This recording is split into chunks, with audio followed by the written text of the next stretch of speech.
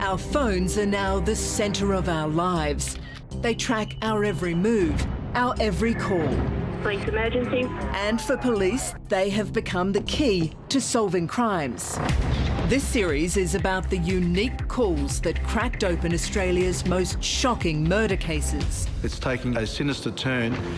Voices from beyond the grave. He's got blood everywhere. Calls you've never heard before. He might have been shot.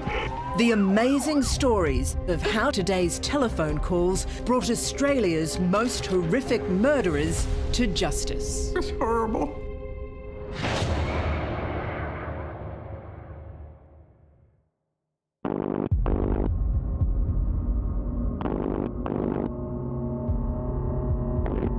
Police emergency. Hello? Hello? Triple O? This is police emergency. Hey, I just got this guy rocked up on my door.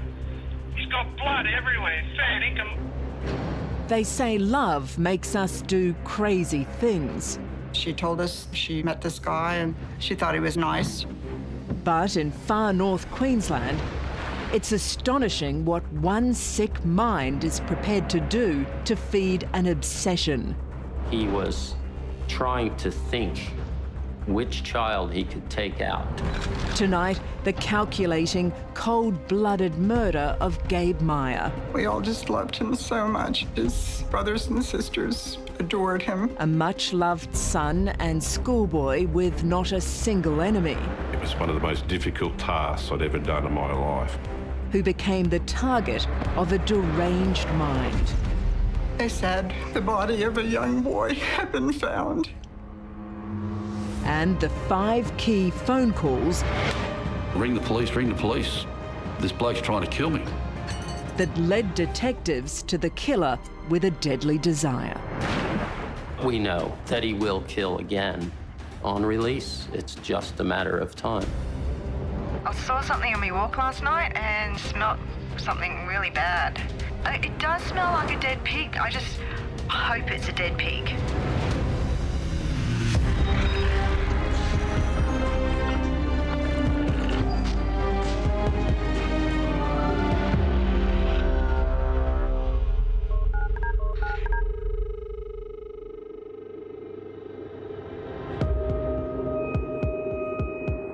In the town of Innisfail in far north Queensland, Doug and Sherry Meyer were anxiously waiting for their 17-year-old son, Gabe, to return home for dinner.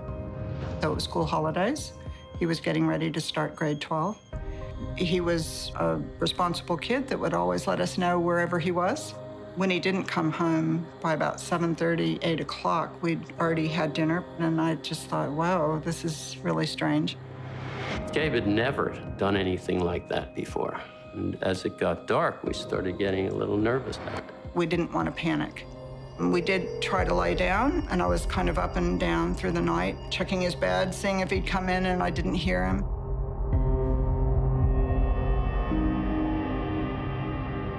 Jerry said, we have to do something here. We have to start calling hospitals and just see if there were any car accidents, which we did, and there were none. The last time Doug had seen his son was when he dropped him off at the local gym the afternoon before.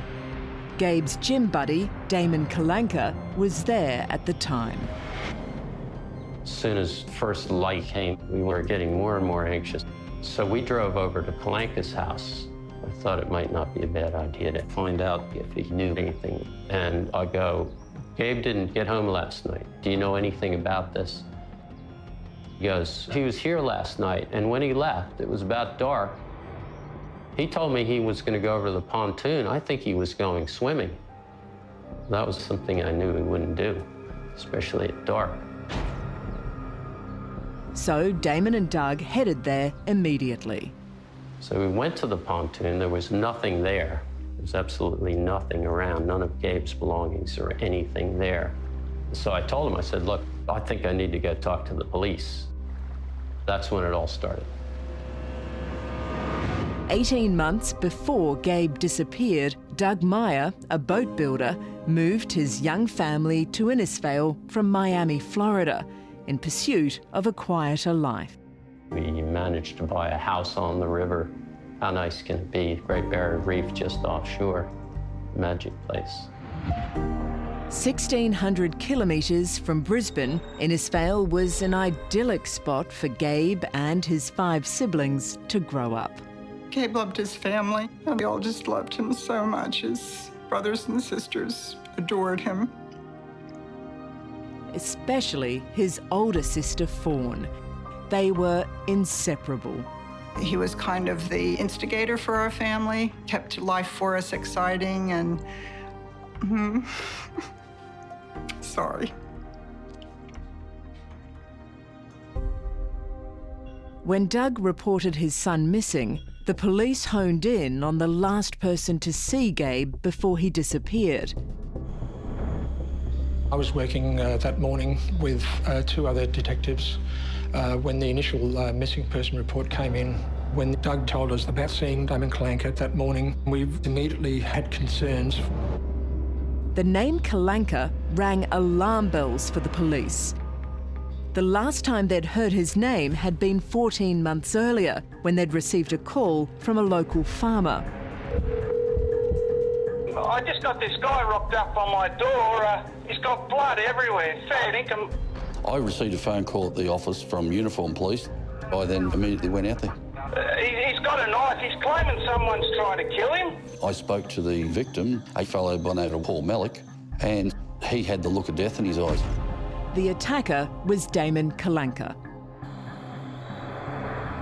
Malik was dating Kalanka's ex-girlfriend, and he wanted her back. The 2 men had gone for a drive that night to sort it out. Malik said, we got out of the car, I stood in the passenger side, I turned my back on him for a couple of moments. And the next thing I know, Kalanka had a knife and he'd stabbed me in the back. And then Kalanka's hand had slipped down the knife. He'd actually cut his hand on the knife, dropped it. Malik grabbed the knife and just ran for his life. And then Kalanka got back in the car and then chased him, tried to run him down. Malik was just lucky enough that he jumped out of the way of the speeding car and Kalanka crashed the car into some bush.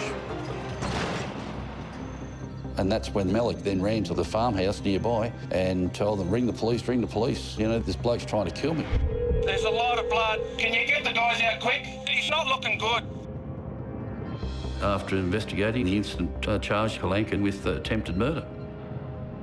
But when it went to court, unbelievably, the prosecution downgraded the charge. Kalanka was only given community service and he was a free man. Now, 14 months later, he was part of another potential murder investigation. Kalanka told police that he was with Gabe at the gymnasium and was working out with him for a while, assisting him in weight training. Then Gabe went to his flat later in the afternoon where they were both looking through magazines, bodybuilding magazines, and Kalanka had supplied him a drink of sustagen to assist in muscle growth during the training period. Just like a protein shake. He happened to that, and then at 5:30 he said, I'm going, and I said, see you later. And after this, Kalanka told police that Gabe had left the flat and stated that he was going for a swim in the Johnson River. If what Kalanka said was true, then Gabe was probably dead. The Johnson River is infested with crocodiles. It's an extremely dangerous area to swim in. Gabe had grown up around water, often helping his father Doug with his boat building business. Gabe loved the water, but he was also very respectful of the water because it's a well-known spot for crocodiles. We just didn't think he would have gone swimming, but we were just so dumbfounded. We thought anything was a possibility. We certainly had the SES search the river in vessels. If Gabe had been taken by a crocodile, perhaps the body had been left in some mangroves. Crocodiles in general, if they take a person or a carcass or whatever, they will then hide it under nearest mangrove and then go back to it to finish digesting it later. But there was no sign of Gabe's body on the riverbanks. However, 48 hours later, there was a phone call. Doug and Sherry Meyer were living their worst nightmare. After 48 hours, their 17-year-old son was still missing. Gabe was tall for his age. He was just a beautiful boy, very slender, very sporty in that if he wasn't fishing, he was swimming or, you know, he was out there. But where out there was a mystery. You know, we always had to think he's 17, maybe he had run away. The police, of course, would have to investigate that.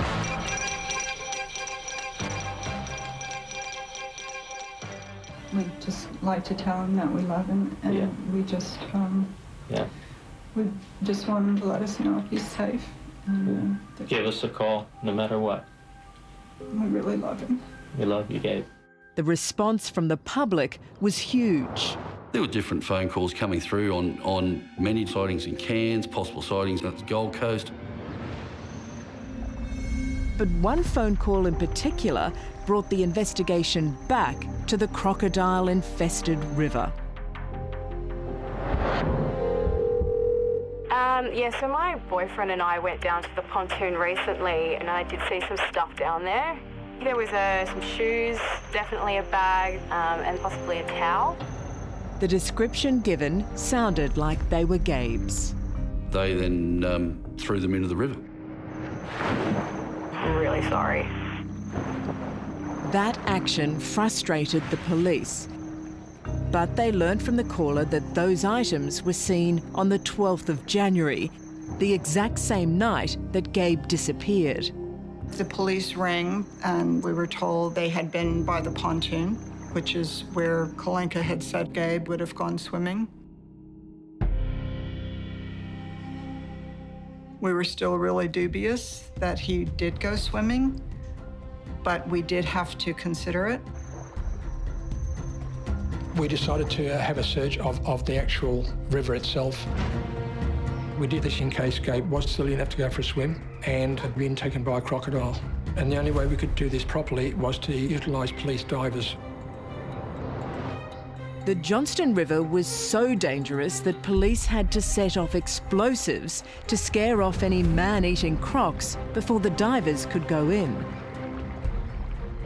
Quite amazingly, within 30 seconds of the divers submerging to commence their grid search, one of them surfaced holding a watch. It was quite extraordinary. And I immediately returned to the Innisfail police station where Gabe's parents were. And I could see their faces. As soon as they were shown the watch, their faces fell. And we went in there and they had Gabe's watch. Obviously Gabe's. They also found his shoes and knapsack washed up on the shore near the pontoon. So it opened up many questions for the police. Was Gabe alive somewhere, in danger, or dead? The only thing they knew for sure was that his last known whereabouts was with Damon Kalanka. Gabe was a beanpole, you know, that age where you're growing tall and not filling out quite enough. And Kalanka was a weightlifter, so it was pretty easy to talk Gabe into doing weights. Gabe's sister Fawn also hung out at the gym, but for a whole different reason. She told us she met this guy and that he'd kind of followed her around a bit, and she thought he was nice, you know, and they'd talked at the gym. He was a good-looking guy, muscular, healthy. Clean-shaven, neatly dressed, took care with his appearance. He didn't drink alcohol and he didn't do drugs. And the two began to date. He was 26, Fawn was 19. I was going with the sister, and her brother comes to gym, and I see him at gym all the time, and I've been just like just a close friend from at the gym. But we felt he was really intense. I don't know, he was just being too nice. You're in line for all kinds of surprises with a daughter, you know. You kind of have to go along with her decisions in life. So her parents were pretty happy when 3 weeks later, Fawn flew off to the United States to start her 3-year university degree. Not so Damon Kalanka. He was shattered. It was right on Christmas, and it wasn't the present he was expecting. He actually went to the airport with us. He was devastated. We discussed that we should invite this guy to Christmas. She went to America, and family got really close to her, and they invited me over for Christmas, and we were really close to him. So he did come on the Christmas and stayed for about an hour or so. I think that's probably the last I saw him. But it wasn't the last time Fawn heard from him. Kalanka's New Year's resolution was to convince Gabe's sister to come back. He was writing letters. She said sometimes she'd get 2 letters in a day. Letters that indicated that the relationship still had a chance. And when was she going to come home and that kind of thing. He was having difficulty handling the rejection or the breakup. In one letter, Kalanka had claimed to be suffering from throat cancer. He wasn't. He was trying anything to trap Fawn, his latest obsession, into returning to Innisfail. It looked like we may have a problem developing, that he was a little bit too clingy. So we said to her, Fawn, you have to really strongly say, you can't contact me anymore. She needed to cut it off. However, she had to do it, and we left that up to her. He was a very spiritual person, very responsible, and a very trusting person. One of those Gabe trusted, Damon Kalanka, was of great interest to the police. Not only because he was the last person to see Gabe before he disappeared, but because of his fixation with Gabe's sister Fawn. Kalanka became very obsessed with her. You know, he wanted to be with her all the time, wanted her to be the only person in his life. When Fawn moved to the United States, the love-struck gym junkie didn't get the message that the 3-week-old romance was over and kept bombarding her with letters begging her to come home. It was difficult for her being 19. She wasn't sure what to do, how to handle this guy's full-on attention. So, taking the advice of her parents, she bit the bullet and made a phone call. You've got to stop calling me, Damon. I'm not coming back. Hey? No, I've got my studies here and you have to move on. Kalanka then realised he would have to do something drastic to get Fawn back. And she said something to the effect of, I would only come back if my family was hurt or something happened to my family. A short time later, Gabe went missing. 14 months earlier, police had arrested Kalanka after he had stabbed a man who was seeing his ex-girlfriend. Now detectives were struck by the chilling similarities between that case and the obsession he had with Fawn. It appears that Kalanka has some issues with relationships with females, and when those relationships break down, bad things happen. So, with a violent history and the bizarre thought that Kalanka may have kidnapped or killed Gabe to get Fawn to return to him, the police took a closer look at Kalanka's alibi for that night. Kalanka stated that he had hired a utility with the intention of taking a roll of carpet to his sister in Tully. The country town of Tully is 54 kilometres south of Innisfail.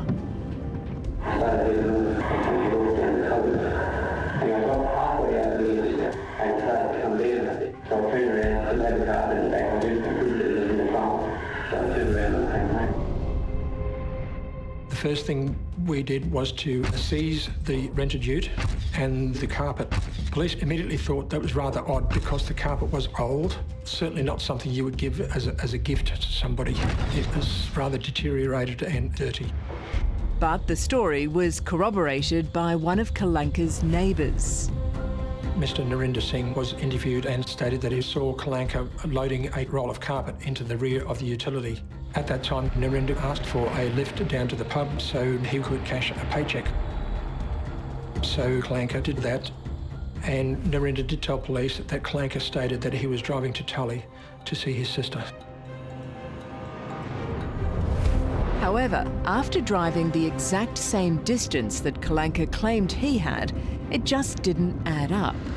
There was immediately a gross inconsistency between the mileage that we travelled and the mileage that was reported on the hire vehicle. That immediately told us that he had certainly gone somewhere else.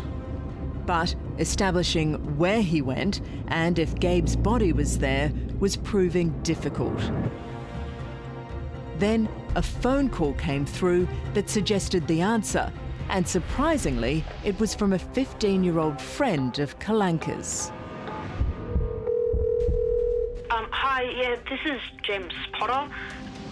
A witness by the name of Potter contacted police by telephone, and he gave us some information about a place called Polly Creek, which was in bushland near to Innisfail. I don't know if this will be any use to you, but I know you've been talking to Damon Kalanka. Anyway, a couple of weeks back, Damon took me down to Polly Creek. It was January the 10th, 2 days before Gabe went missing.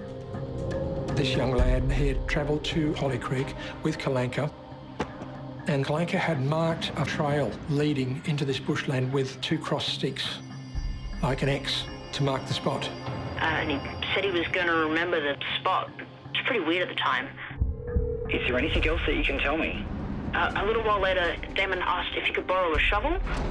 When Detective Benstead learned about the shovel, his mind returned to the attack on Paul Mellick 14 months before. There was alarm bells in my mind, well and truly. In the boot of the car that Kalanka was driving, he had a shovel, plastic bags, there was plastic all spread out in the boot. It looked like someone was going to put something into the boot and didn't want to contaminate the boot carpet. I thought to myself, well, if Mellick had died, he was going to get buried somewhere. So when Potter rang up and said Kalanka had asked if he could borrow a shovel from him, I then had an eerie feeling that there's something very sinister going on.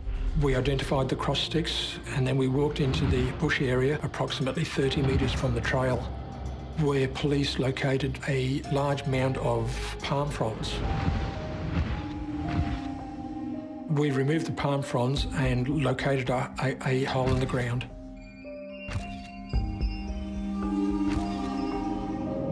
It appeared to be a newly dug grave. It was 6 or 7 feet long, 2 feet wide, foot deep. It was macabre, looking at an empty grave. I had goosebumps at the time. It was just very, very freaky. It was exactly the same size as what a human being would go into. Knowing that Gabe was a reasonable height, yeah, it was close to his size. But there was no sign of Gabe in it, or in the other 2 small grave-like holes that were discovered beside it. We did go out there and have a look. It was very disturbing and shocking to see that 2 of them were small, children-sized graves, and it brought me back to the Christmas dinner. Kalanka was picking the children up and putting them down, and I had this chilling thought that quite possibly at that point he was trying to think how he could target our family, which child he could take out to cause the most damage to the rest of us. We just thought, oh my God, was he going to kill one of our other kids too?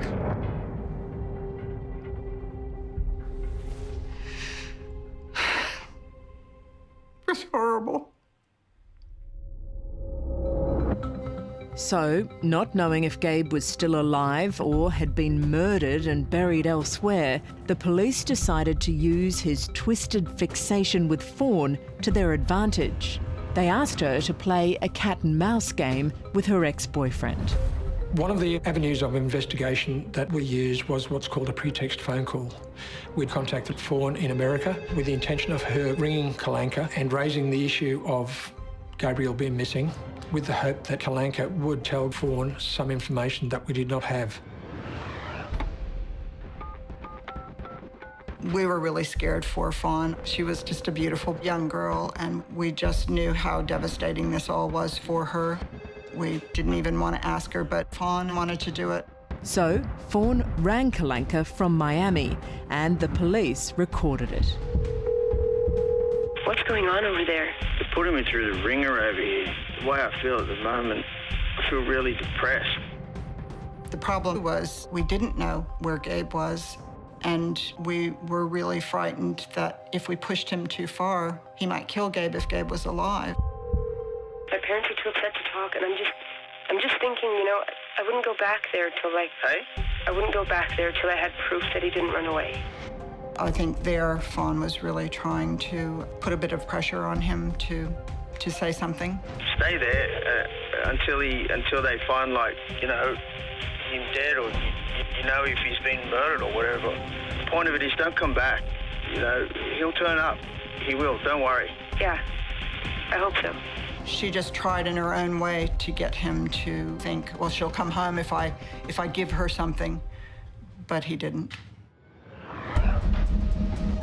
So Kalanka was hauled back in for questioning about what happened at Polly Creek.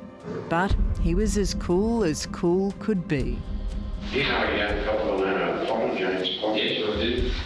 When was the last time we took him up to Polly Creek? About 3 or 4 weeks ago. Something like that, maybe.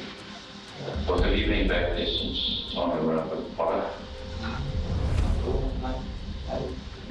Do you mark a spot up there at all?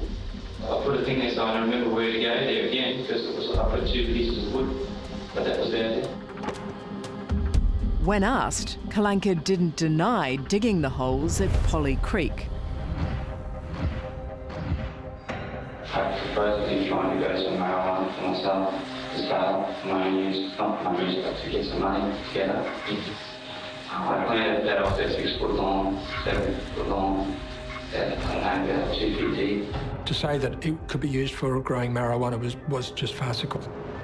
If someone wants to grow marijuana plants in Innisfail, you don't have to try very hard. Just planting a seed in the ground a couple of inches is certainly sufficient to start growing plants. I don't want to lie to you. I don't want to put any smoke screens up and say, oh, I'm doing this and that. Because you only get yourself caught in trouble if you keep trying to tell stories. So, with his so-called willingness to tell the truth, the detectives asked him a direct question. What do you say to the rumour that you've killed the young Gabriel in order to get Fawn to come back to Australia? Like I said to Fawn, you bring me on Monday, we were talking about it, and I said, look, if you thought that I did this just to get you back, you would go back anyway. I love the family a lot. You know, I've got no intention of hurting anybody, and I would never do that like that. But he's probably said to somebody now, probably just having the first time in his life. Then the forensic results came through on the ute and the carpet. That included soil testing of the vehicle, fingerprints from the vehicle, and also a polylight check on the interior, which would reveal bodily fluid traces. All traces were negative. There was nothing to link Gabe to the utility or to the carpet. Nor did they find anything in Kalanka's flat. We conducted various searches of the flat. Polylight was used in the flat to determine if there was any spatter patterns. Unfortunately, nothing was identified. So, after 2 weeks of searching for Gabe, it was decided to wind down the investigation. It was disheartening for all of us at the time. Always is in this sort of investigation, because you feel for the families. But unless we got further information, we had nothing further to proceed on. We were angry. I remember my husband, Doug, just saying, what are you doing? You can't be serious. You can't possibly do this. And I said, you will never convince me that Kalanka is innocent. It was Australia Day, but in the town of Innisfail, no one was celebrating, except Damon Kalanka. 2 weeks had gone by, and while police knew his obsession with Fawn Meyer had turned deadly, they lacked enough evidence to prove he had killed her brother Gabe. We're feeling discouraged in the office. We didn't have a lead, we didn't have anything. What we needed was a member of the public to come forward and say, hey, we've seen something happening, it's suspicious, and find his body. And then I think it was around 11:30 in the morning, I received a phone call, and it was the most significant call we got. Hi, it's Margaret Carmichael here. I just want to give you a call because I saw something on my walk last night and smelt something really bad.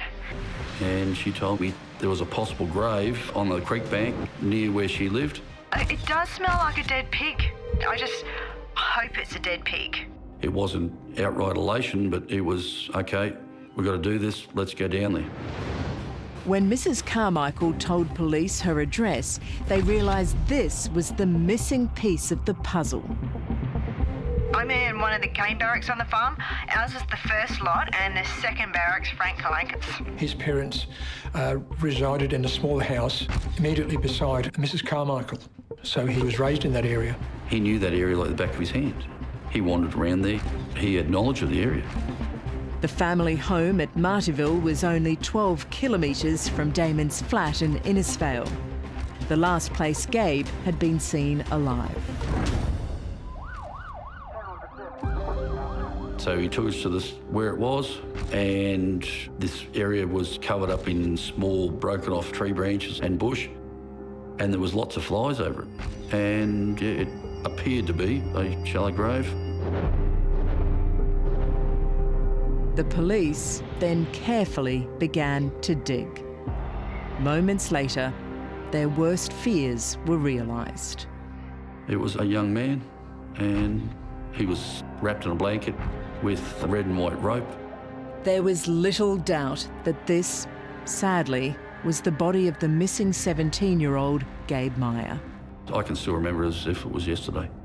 It just rattles me to the core even now. You know, we just felt so sad. And then Detective Sergeant Mick Jacobs, he actually notified the family. That was just heartbreaking for him. I'd become quite close with them. It was one of the most difficult tasks I'd ever done in my life, was to attend that residence on that day and advise them that we believed we'd found their son deceased. I think Doug and I both knew as soon as that car pulled up into our driveway, and the two detectives got out, and they said the body of a young boy had been found. And they said he was buried in a shallow grave. And we had to tell our little ones.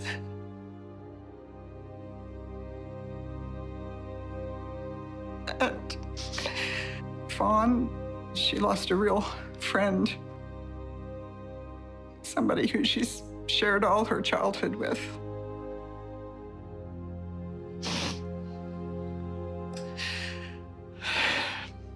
That's what we had to do.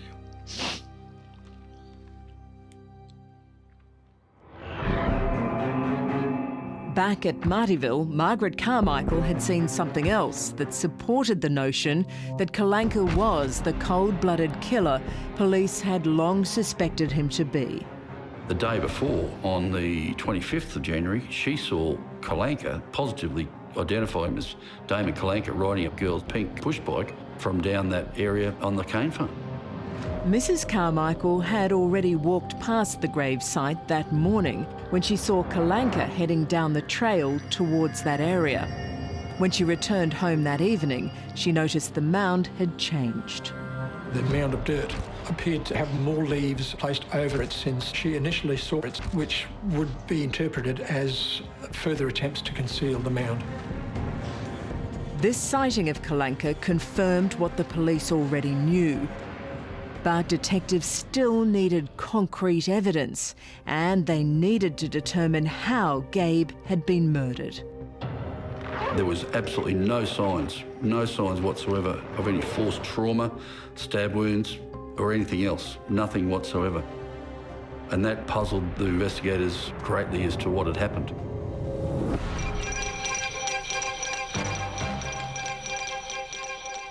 The 17-year-old school student's body was found on Tuesday, 2 weeks after he disappeared. Detectives are especially anxious to find out who owned this blanket found near Gabriel's body. Not long after, one more damning call came through, and it was from Kalanka's ex-wife. She informed me that her and Kalanka had a very similar blanket when they were married. She had last seen the blanket when she left him. He still had the blanket.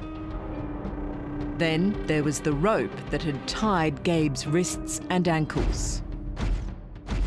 Kalanka's flatmates identified similar rope that had been stored in their kitchen, and when they tried to locate that rope, it was found to be missing. I have the results here for Gabe Meyer, and he has definitely been drugged. From the test, we found a combination of drugs, and these drugs can be found in your cold and flu capsules.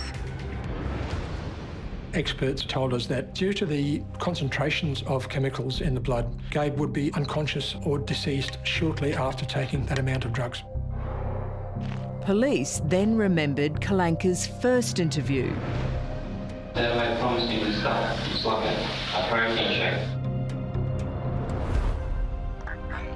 Detectives believed Kalanka had lured Gabe to his flat. He said, I got it for you. Made some up for it. And then, trusting his gym buddy, Gabe drank the deadly cocktail. There was nothing wrong with it, I just made some up for it. He happened to that, and then at 5:30 he said, I'm going, and I said, see you later. An innocent comment all of a sudden had sinister connotations. While there was no trace of the drugs in the tin they seized, detectives did locate the final piece of evidence they needed. We did conduct inquiries with various chemists throughout Innisfail, and fortunately a chemist did remember Kalanka purchasing 2 packets of cold and flu tablets, and she even produced a receipt.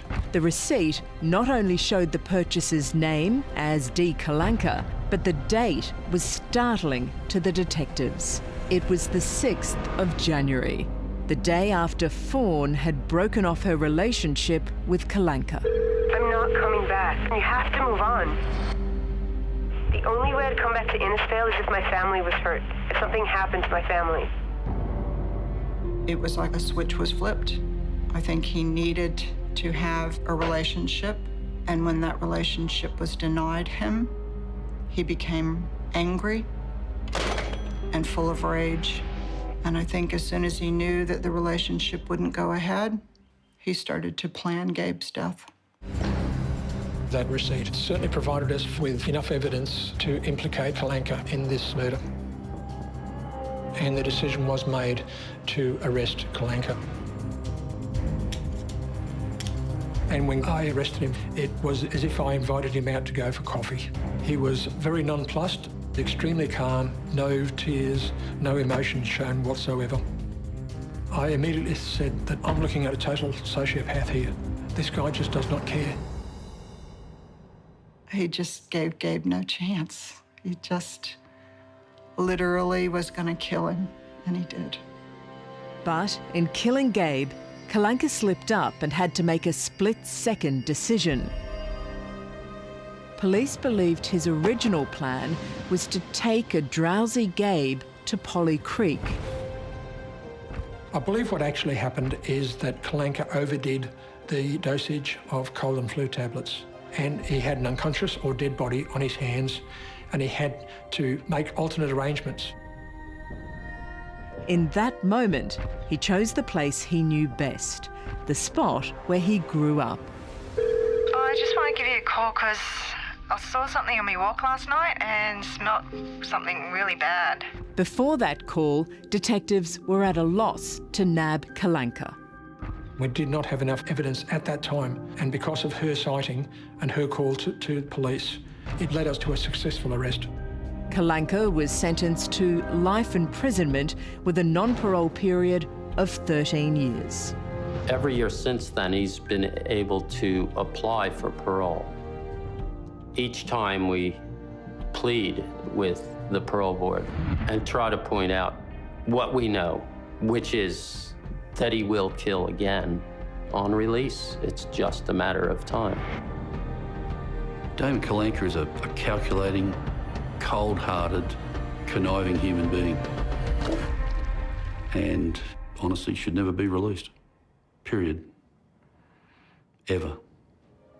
To gain the affection or love of 2 beautiful young women, and then to try and kill Malik to get to the first one, and then to murder Gabe Meyer to get to his sister, just wrong. So wrong. So wrong. Had Kalanka gotten the sentence that he really needed in the Paul Mellick case, he would have been doing time in jail at the time of Gabe's murder. It would have been a completely different story for us. When we lost Gabe, I said when this happened that our family would try our best to make sure that this never happened to another person and to another family. We made that promise to Gabe, and we'll stay committed to that promise. We do not want to see Kalanka kill someone else.